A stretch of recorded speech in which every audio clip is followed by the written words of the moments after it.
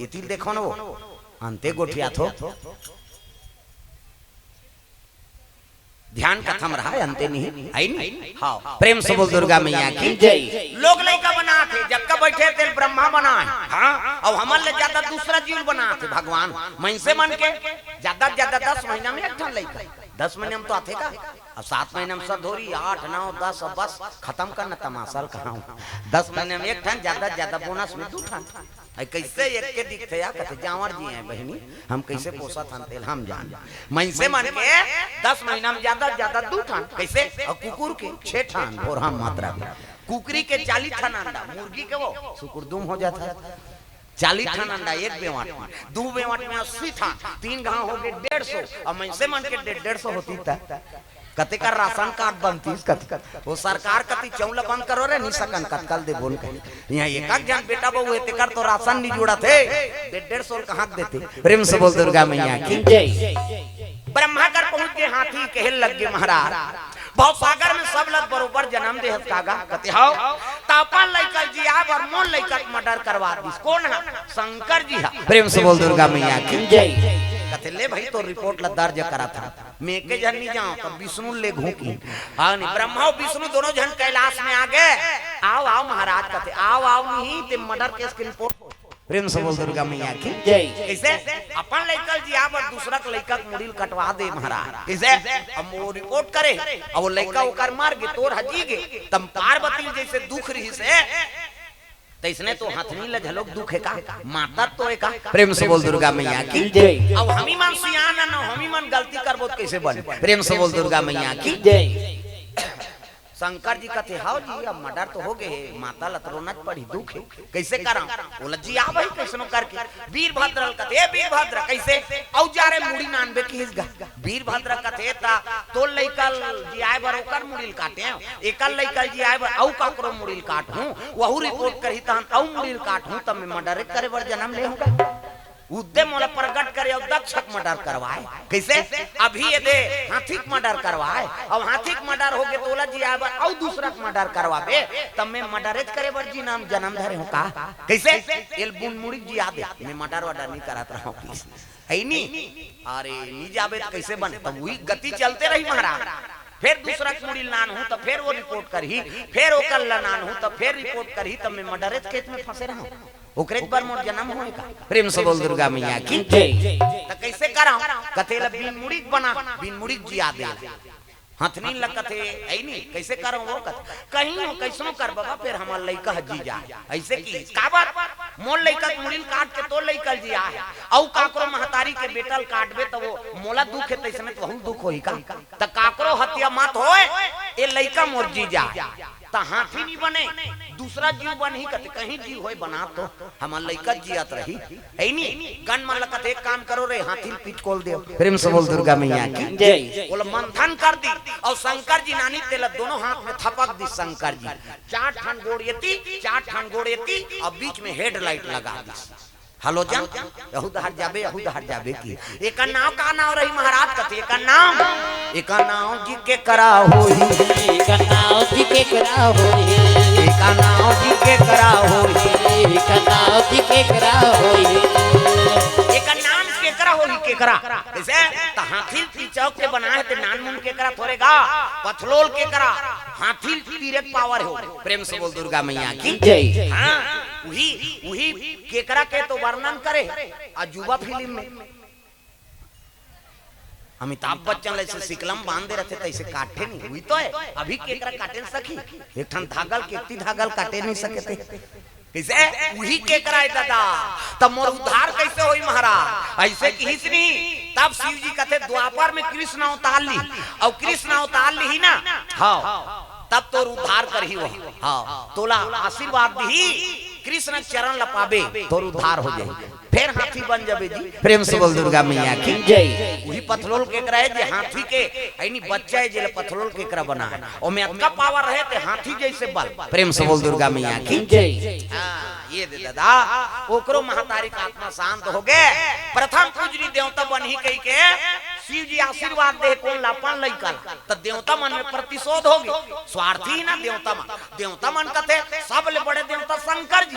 ओकरे लइका पहली पूजा होई यार उच मन घर भर के हेके हमन कैसे करे बरा हन खा देवता मन में प्रतिशोध होगी गांव बात है दादा देवता मन में प्रतिशोध है हमार मन में नहीं होई का कैसे देवों देव महादेव इच्छा सब ले बड़े देवी पार्वती हुई उनकरे घर देवता मन के सेनापति बने हैं ओकरे लइका अब अभी और नान चनो हाथी मुड़ी जोड़े हैं पर अच्छा पूजनी होई कहा तहां मन कैसे हवा धुकाई यार ऐसे कहीं को मन मीटिंग सकला के देवता मन प्रेम से बोल दुर्गा मैया की जय इंद्र के लगे देवता मन के राजा में हरो तब मोर पूजा पहली होना चाहिए ऐसे किस नहीं हां अग्नि देवता आगे राजा होय कहीं नहीं होय आगी बढ़ी तो चूरी तमाशा करा हम अकेली पीली हो के चुरोत हम तेरे बोझा तो तुम किसे हमार पूजा पहली होना चाहिए ओकर बाद वरुण देवता आगे है तो आगी बरल कहीं नहीं होय ओमे पानी नहीं रही तंधना ही तो कहा तमाशा करा था किसे वो पानी बिना कहीं जल ही जीवन है कहा थे मोर पूजा पहली होना चाहिए ओकर बाद पवन देवता आगे कैसे तुम्हारा आगे पानी कोई रोल नहीं है हाँ एक दिन पानी नहीं पी जी जही है नहीं एक दिन नहीं कही नहीं चूर ही बन जही कैसे अब एक मिनट हवा नहीं चल ही बाँच बे पी ही नहीं बाँचा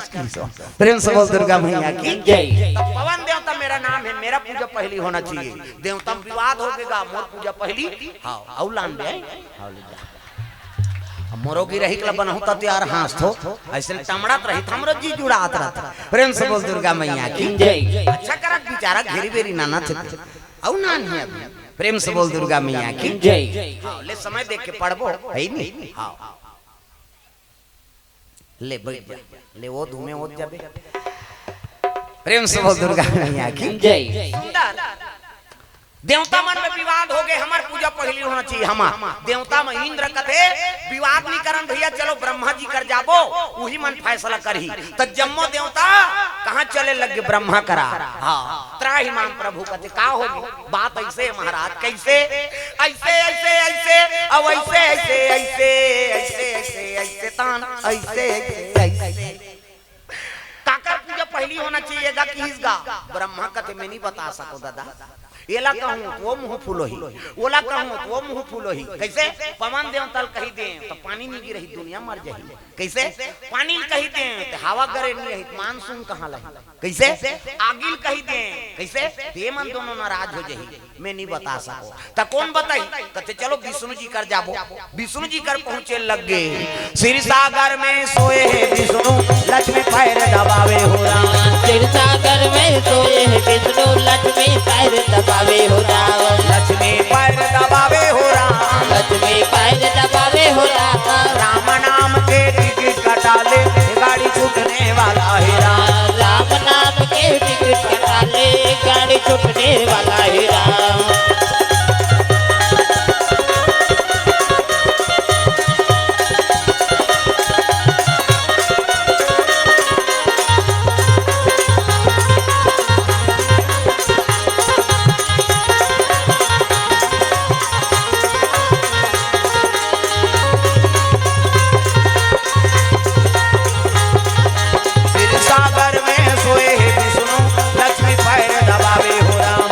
सागर में सोए है विष्णु लक्ष्मी पैर दबावे हो राम लगे भगवान नारायण शेष के संयम सुते हैं हजार मुड़िक सांप सीधी देखना सांप निकले हो हजार मुड़िक सांप में भगवान सुते हैं लक्ष्मी चरण दबात है कई जन विष्णु जी मजाक करते वहां ठंडा ठंडा हम सुते रही बहनी सांप में सुते ही तेल मजा रही चल तो पीपीटी में सूत के बताते मरहा सांप सनी सु सकन हजार मुड़ी में सुतबे और भगवान सुते ही दुनिया ते राखबे देवी देवता नहीं सुते ऐसे देखते चरत अभी गणेश आहे करे लीव लाभ करते वो आगू लड्डू खा देवे कहीं निकालेगा बेचारा ले अब खा तोरे एक बार तो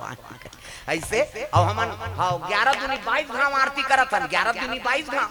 सुबह शाम आकर के आरती और आरती में का लिखा है जय गणेश जय गणेश जय गणेश देवा माता जकी पार्वती पिता महादेवा लडवन के भोग लगे कभी तानो पालनी सुन वो मुसवा खड़े हो जाते लेंगे कतका जवान नानी कर रहन रे दो कहा आरती लत करन दे कही आरती करी और पाछू दहर जाते आरती वाला मान फिर मुसवा खड़े हो जाते लेनगा कते नाना थरे निकाला थे कही अब वो दहर लड्डू अड्डू थोड़े निकालते का हां रोट के खीरा और टीप ला काट दी और मंत्र पढ़ते मीठ मीठ आ जा करू करू थू कही ता खीरा भोग लगे के आरती में काके है लड्डुअन के भोग लगे 11 दिन बीत जाते फिर एको दिन लड्डू नहीं चढ़ाए कही जाए वो मुसवा गाड़ी देते हाथ तोरे हजार भगवान लठागा था लड्डुअन के भोग अब खीरा भोग लगे के है लइकल भेज दे तेरे खीरा खवाबे पीरा मारबे कैसे तो कम से कम 11 दिन में आऊं नहीं तो एक दिन तो मोदक के भोग लगा लड्डुअन के भोग प्रेम से बोल दुर्गा मैया की जय देवी देवता सुते नहीं भगवान नारायण बताए लग गए ऐसे ऐसे बात है महाराज कथे फैसला हम नहीं कर सकन जी तो कैसे चलो शिव जी कर जाबो उनकी हम तीनों जन विचार करके बताबो तुम्हारा है नहीं चलो कि जम्मो देवता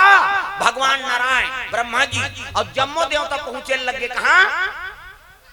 कैलाश पर्वत चले जाते हरि ओम नमः शिवाय हरि ओम नमः शिवाय हरि ओम नमः शिवाय हरि ओम नमः शिवाय सदा सदा शरण में तेरी सदा सदा शरण में तेरी रखना आज सहाय हरि ओम नमः शिवाय हरि ओम नमः शिवाय हरि ओम नमः शिवाय हरि ओम नमः शिवाय चल रे कांवरिया शिव के नगरिया बन के पुजरिया रे चल रे कांवरिया शिव के नगरिया बन के पुजरिया रे रिम झिम बरसे रिम झिम बरसे सावन की पटरिया रे चल रे कांवरिया शिव के नगरिया बन के पुजरिया रे चल रे कांवरिया शिव के नगरिया बन के पुजरिया रे हरि ओम नमः शिवाय हरि ओम नमः शिवाय हरि ओम नमः शिवाय हरि ओम नमः शिवाय प्रेम से बोल दुर्गा मैया की जय। सुंदर शंकर जी दरबार पहुंची हर हर महादेव कथे आओ सब देवता कैसे आप तब ब्रह्मा जी कहे लगे महाराज ये देवता मन प्रतिशोध है प्रथम पूजा काकर होई तेल बताओ कहा था अब तोर बिना हमन कैसे बता ब्रह्मा जी कहे लगे विष्णु जी कहे लगे कतेल पहली बता दे और जेकर नाम धरबो तो दूसरा मन विरोध करी कैसे करम शिव जी कहे लगे उमें कौन से बड़े बात है जी एक काम करो है नहीं ये भूमंडल के 7 परिक्रमा करवाओ अब जे पहली आके बैठ जाई गद्दी में ओकरे प्रथम पूजा होई प्रेम से बोल दुर्गा मैया की जय प्रतियोगिता राग देव की दिन प्रेम से बोल दुर्गा मैया की जय ये कैलाश में सिंहासन रही और भूमंडल में 7 परिक्रमा करके जे देवता आके गद्दी में बैठ जाई ना प्रथम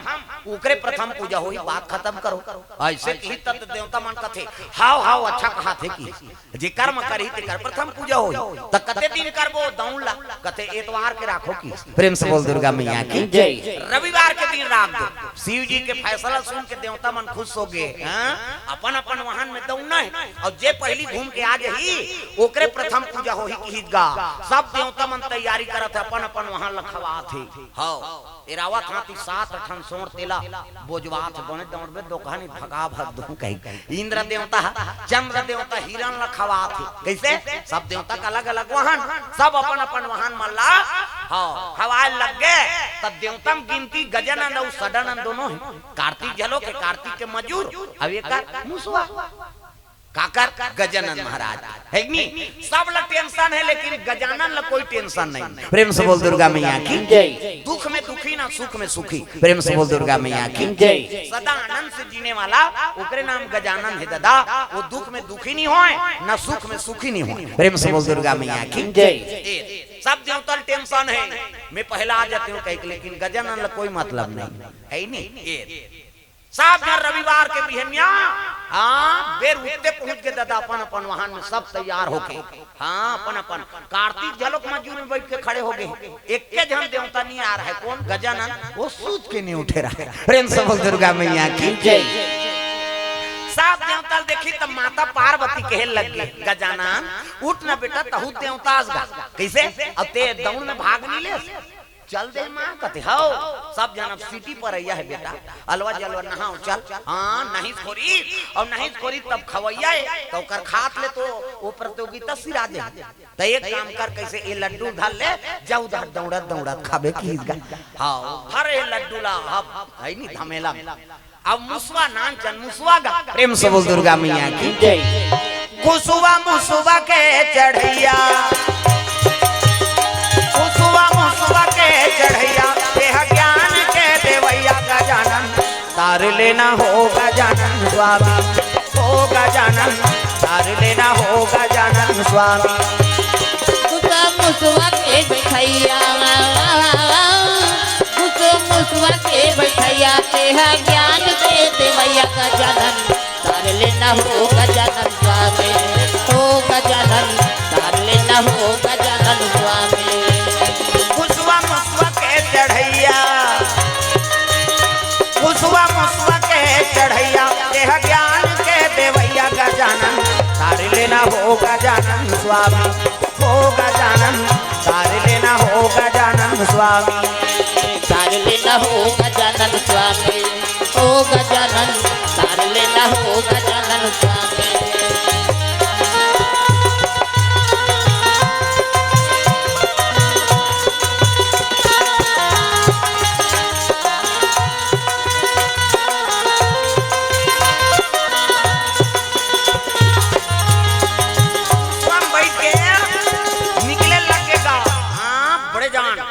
लंबोदा और फिर भरे है लड्डू और मुसवा फंदा है कोच के अंकुश में चल चल करते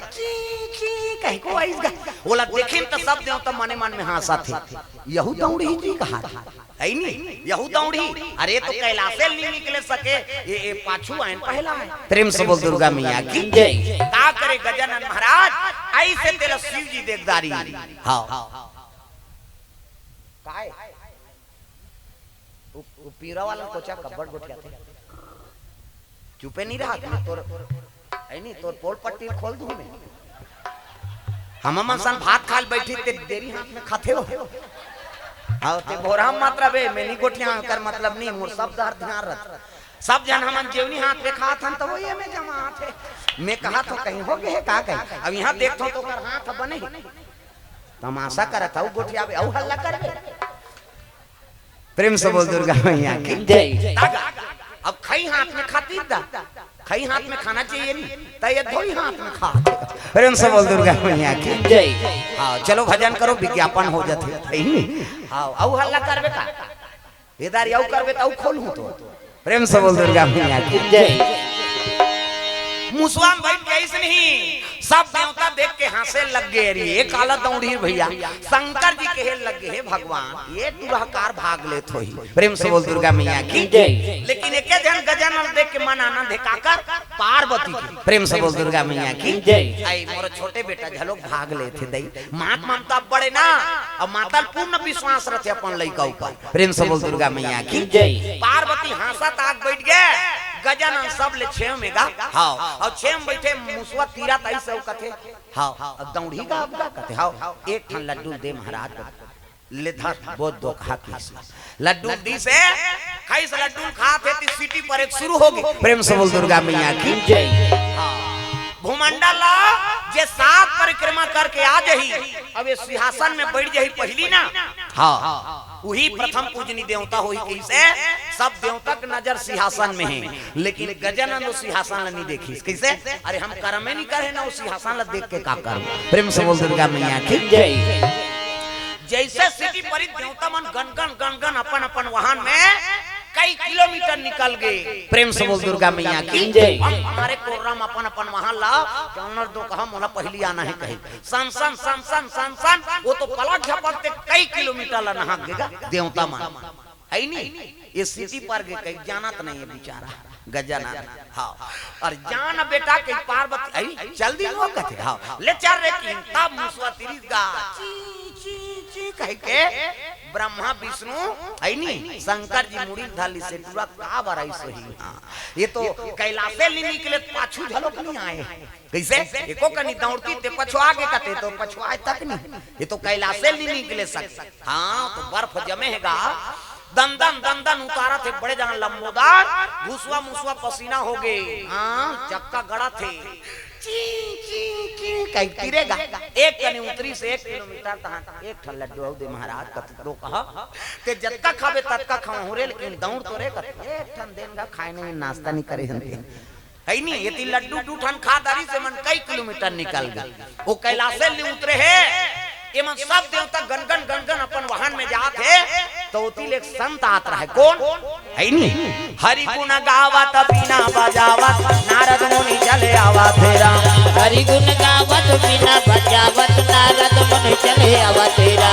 हरि गुण गावत बिना बजावत नारद मुनि चले आवा तेरा। हरि गुण गावत बिना बजावत नारद मुनि चले आवा तेरा। नारद मुनि चले आवा तेरा। नारद मुनि चले आवा तेरा। नारद मुनि चले आवा तेरा। नारद मुनि चले आवा तेरा। हरि गुण गावत बिना बजावत नारद मुनि चले आवा तेरा। हरि गुण गावत बिना बजावत नारद मुनि चले आवा तेरा। नारद जी आता है वो जिले नारायण नारायण ओला देखिन देवता मन कहते है अब्बड़ गोठिया थे भैया एका संग गोठिया बत पीछे आ जब कह के नारद ला सबर कट्टा काट दीनगा कोनो नीलू की नारद करा। हां कोई पांव तक नहीं परी त संत हो संत दरस जिमी पाता कटा रही साधु संत के दर्शन करेले करोड़ों जन्म पाप धुल जथे पावारे कैसे त जतका प्रतियोगिता में दौड़त रहे ना तेमा लालच है पद के लालच हमन एकर संग गोठियाबो दूसरा घुआ जही कह के कोन्हो नारद लरनी देखिनगा सब अरकट्टा काट दी। नारद कथे कहां जात हो भैया कथे कोन्हो नहीं बोली तोर संग गोठियाबो बड़ पचार गोठिया थाते सब रिंग दिन अंते तंते नारद कथे ले जाओ भैया तू ही मन पहला आ जाहू कह ले दौड़ो अपन अपन कर्म करो ऐनी नारद आत रहा कैलाश दहर और कैलाश ले उतरत है मुसवा वाला प्रेम से बोल दुर्गा मैया की जय ऐनी ए अब आत रहा तब चांद मरे ते तो कैलाश से नहीं उतारे हा सिंह कई किलोमीटर सब देवता मन चल दी हमन प्रतियोगिता में भाग ले हनते कम से कम एको कनी दौड़ दो चल ऐसे कहाई नहीं मुसवा आंखी कान मुन के दौड़ीस गा ची ची ची कह के दौड़ी आंखी उघार के देखते तू इच करा वो तो कोरा कोरे सही कोर देख जब कर रेती रहा है चक्कम धंस गई। हाँ गजन उतर के बैठ गए हद तो हजार हाथ तोला कहाँ कहाँ यहाँ मैं नाम दारे भाई के हमन कैलाशे नहीं निकले ते काला पहला आबो कहीं के गजन अनुकर मुड़िल धर के बैठ गए मुड़िल धर के बैठी सनी मुसवा रोदारी मैं तो दौड़ा तो गवहीच कर होते मैं का करूं मैं तो दौड़े दौड़ा तो कहा अब सही दौड़े बेचारा मुसवा कोरा गावो ना अब जब दौड़े नहीं तो रेती पाछू हाथ फेंका जाए और फेंकाए तो सब वो चक्कम जाम हो जाए काला ढोले हो अपन कर्म ला करा थे लेकिन नी दौड़े आगे नहीं बढ़े थे का करे बेचारा मुसवा दुखी हो गए। आओ गजानन झलक दुखी बैठे हैं ओती जवान नारद के आगमन होए लग गए श्रीमान नारायण नारायण नारायण श्रीमान नारायण नारायण नारायण श्रीमान नारायण नारायण नारायण श्रीमान नारायण नारायण नारायण श्रीमान नारायण नारायण नारायण नारायण नारायण और नारद ने देखी सुनी गजानन खड़े हो गए प्रणाम देव ऋषि। हाँ प्रणाम कही तो खुश रहो मनोकामना पूर्ण हो की दीसगा प्रेम से बोल दुर्गा मैया की जय। मनोकामना तोर पूर्ण हो जतका देवता दौड़े रहा एको जनो लपाऊ नहीं पड़े नारद यहूत प्रतिभागी का ये प्रणाम करिस प्रणाम देव ऋषि कथे खुश रह गजानन तोर मनोकामना पूर्ण हो। हाँ कहाँ जात कथे सब जन प्रतियोगिता में भाग ले थे महू ले रहे हो महाराज लेकिन वो कैंसिल हो गए कहा कैसे ये तो तीरे नहीं सकत नारद कर मुसवा है नहीं मुसवा दौड़े बार दौड़ तो गा फिर ईच कर रहा था कि मुसवा देख ना भाई अतका गड्ढा हो गए थे अतका कोड़ा में कई किलोमीटर चल देते हैं लेकिन वो तो ईच करे महाराज का करा नारद जी मन आनंद हो गए कहे लग गए मुसवा ते कर्म करत ते कर फल मिलही गजानन लगते गजानन ते बुद्धिमान हो के देवता मन सही हड़बड़ा था काबर हड़बड़ा था किसे एक काम करती ही प्रथम स्थान पावे की, तब वो तो 7 धाम घूमेल के हेगा, मैं तो कैलाशे नहीं निकले हूँ, तब वो मन तो अगवा वो मला दौड़न दे कैसे। एक काम कर, मैं बता तो इसने कर कैसे, एक शिवलिंग बना, प्रेम से बोल दुर्गा मैया की जय। शक्ति शिवलिंग, हाँ विष्णु शिवलिंग नहीं, हाँ ऐसे जलहली ऊपर में रहते, तरी धारा डमरू सही रहते ना, वो विष्णु शिवलिंग। और शक्ति शिवलिंग जे जलहली है जमीन में लगे रहते इससे, और शिवलिंग निकले हुई शक्ति शिवलिंग, वो में पार्वती और शिव जी के निवास। और शिवलिंग में ऊपर में राम लिख दे कैसे, सिया राम मैं सब जग जानी, प्रेम से बोल दुर्गा मैया की जय। ये दुनिया विश्व रूप है भगवान, प्रेम से बोल दुर्गा मैया की जय। विश्व रूप रघुवंश मणि किसे, ये दुनिया में राम के निवास है,